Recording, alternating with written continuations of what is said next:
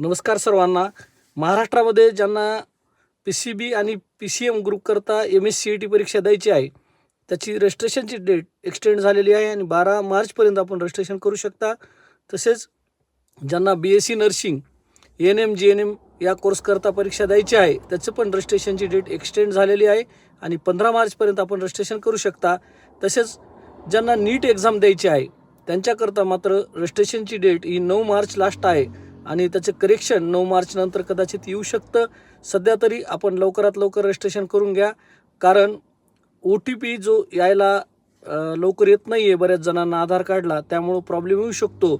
आणि तुम्हाला जे स्टेटकरताचे कास्ट सर्टिफिकेट टाकायचं आहे ते नंतर 14 जूनच्या रिझल्ट नंतर NT1, NT2, NT3 किंवा SC-BC जे मराठा आरक्षणचं आले ते टाकू शकता. सध्या तरी जे कास्ट टाकायची आहे ती सेंट्रलची कास्ट निघत असेल तीच टाकायची.